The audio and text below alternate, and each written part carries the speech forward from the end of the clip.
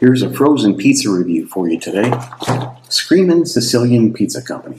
Supremus Maximus Supreme Pizza.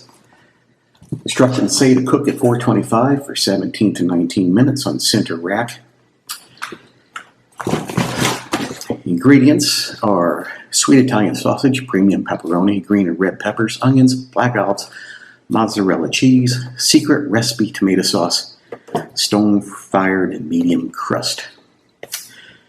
I haven't had Sicilian or Screamin Sicilian pizza before that I can recall.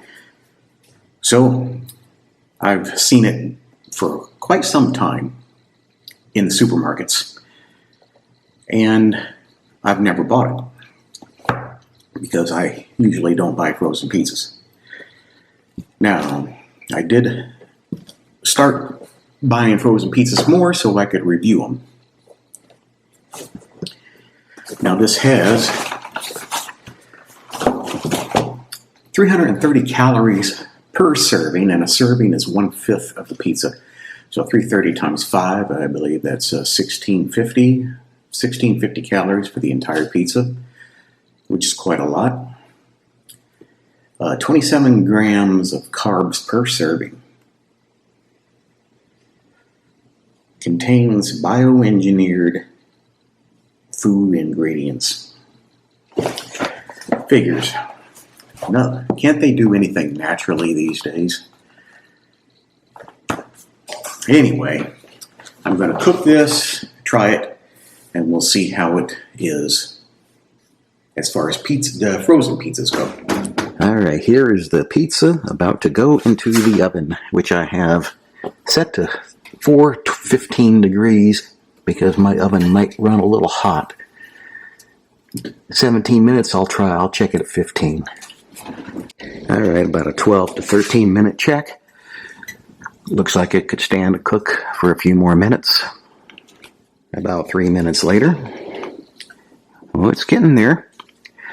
I could probably take it out now, but I'll give it another minute or two. Okay, it's done.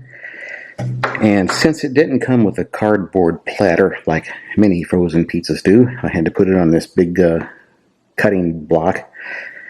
And since it's not a thin crust, I will use a traditional pie slice.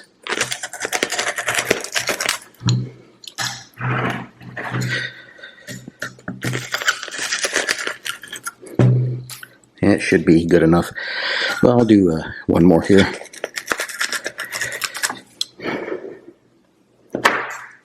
For the first taste, I'll do it plain. No seasonings, no Parmesan cheese or pepper flakes or anything like that. Since it's pretty hot, I use a fork and a knife. Crust kind of tastes like cardboard, not that great.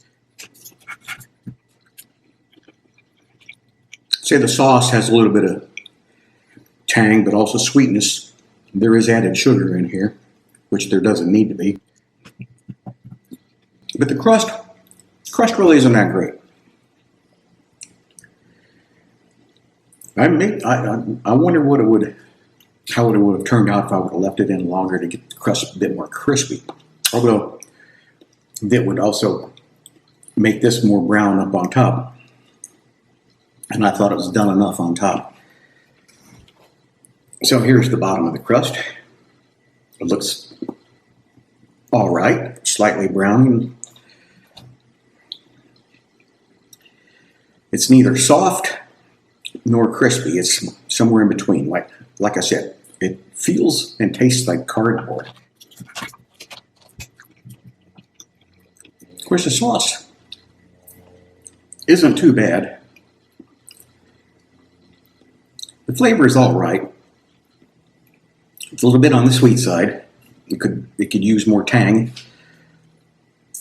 A lot of people make the mistake of adding sugar to their tomato sauce to cut the acid, but you don't want that. You want the tanginess. So if it's an average pizza, it's a 5 out of 10, which is my scale. I'll give it a 5. I won't say that it's above average, and that's the scale on frozen pizzas, not any pizza. So a scale of 1 to 10 on frozen pizzas, where 5 is average. This is average.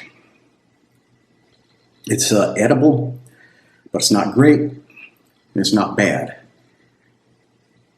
Everything but the crust. The crust is below average, but everything else might be a little bit above average, or at least takes away the, or counterbalances the badness of the crust. So that's my rating for this pizza. Are there any questions? All right, thanks.